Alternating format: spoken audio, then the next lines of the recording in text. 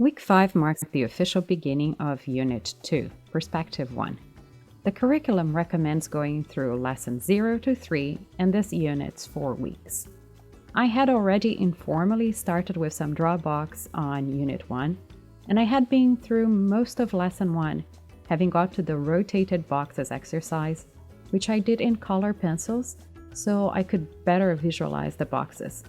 But I wanted to redo this exercise following the program's standards, that is, in fine liners. I also had started drawing boxes to help me with the count of the 250 boxes challenge, but I had only done 25 of them. This week, I started with a warm-up with lines, planes, ellipses, and moved to rough one-point perspective. In this exercise, we mark one vanishing point and a horizon line and then have to draw boxes that conform to that perspective without using a ruler, but using ghosting lines.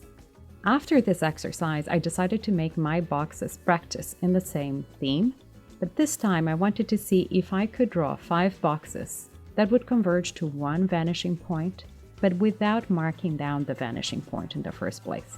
So I drew one box and later I tried to make the other boxes converge to the same area. I only checked the conversions with the color lines after I had done the 5 boxes, and they were all converging. As I'm finding hard to draw boxes just for boxes, I think having a theme for a page was helpful. Still on my day 1, I went back to Proko's video on structure. I wanted to check his take on boxes again. I also drew this guy and then watched and copied Proko's drawing of the guy, just to keep some figure drawing muscles awake. Day 2, I decided to tackle the rotated boxes exercise. I started converging my lines too early and wasn't getting the right look, so I decided to start over. And then things went downhill rather quickly, and I got into a loop of, oh no, do it again, do it again. And it was not very productive because it went on to day 3, and I got to a point in which I was just getting picky and I could have probably moved on and followed through with the exercise with some imperfect lines and boxes. But I just got stuck and frustrated, and I think this probably shows my relationship with Drawbox and my difficulty with the program, although I totally believe in its value. But I sometimes just get into a lot of unnecessary grief for those boxes. So I took a break. I decided to work on bookbinding all the work I had done for Unit 1 of the Solo Artist curriculum, and then I drew the cover with some figure drawings from Michael Hampton's book, just to get me into a different mindset. Also at that time, I had my first presential watercolor class, and I dedicated some time for fun art rather than just the curriculum. We had this reference of Venice, and this was my watercolor. I did not finish in the class, so I worked on it at home a bit and disconnected from Drawbox. I only went back to the rotated box on day 4, and I finished them on day 6. But before that, I started working with a different material. I picked up Rapid Viz by Hanks and Belliston. It used to be listed in the Drawbox page as a book recommendation, but I have not found it in the site when I looked for it this time. I bought it in 2019 on my second attempt at Drawbox, but I gave up this book and the course pretty quickly.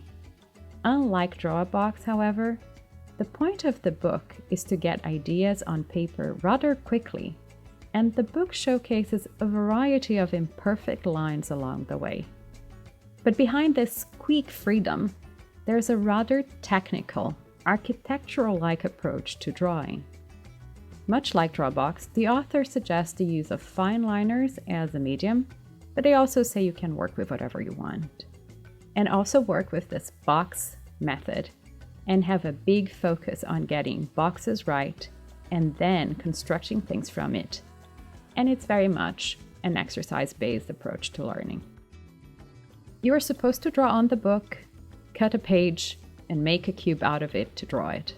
The book kind of makes fun of those like me who do not want to cut the page out of the book.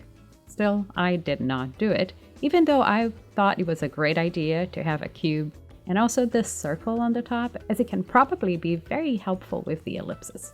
So what I did was I got a useless mini Rubik cube and I got a simple round sticker that would fit the cube's face, and I cut the outside of the sticker and an extra white strip and stuck them onto the face of the cube. It is a nice book. It has some examples of 1 point, 2 point, and 3 point perspectives.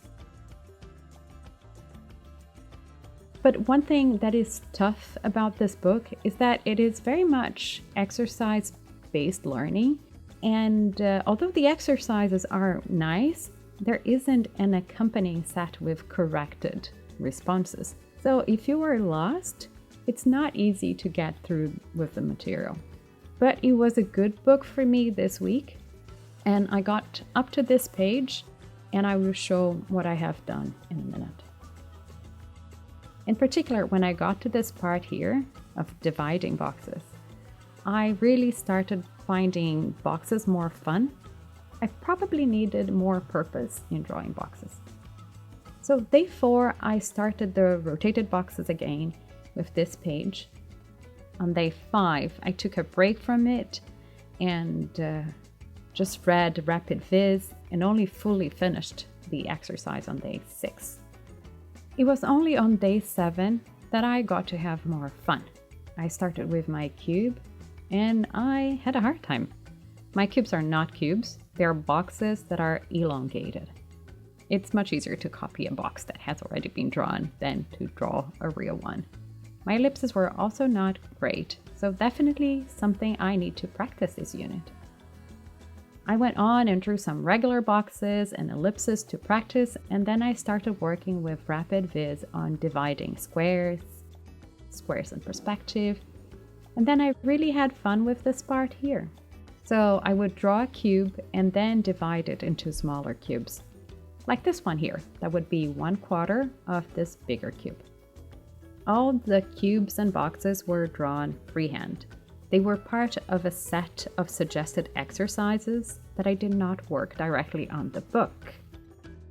So I did not have to imagine the cubes in the first place, but I would see their reference, draw it on my paper, and then divide them as per the exercise direction. The exercise would start with cubes in different sizes and also perspectives, and really say what kind of size the divided box was supposed to have in terms of how high, wide, or deep parts had to be. In this way, I drew lots of boxes and learned how to divide them into small boxes. I went on to finish day 7 with the organic perspective exercise. So I think the week ended up with a high note, but in general, I wasn't super happy with my week 1 in this unit. So I decided to definitely keep working with Rapid Viz in parallel with Drawbox next week.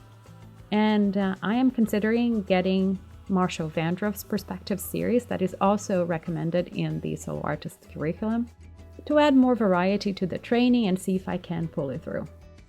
I will let you know how it goes next week. Thank you for watching. Bye.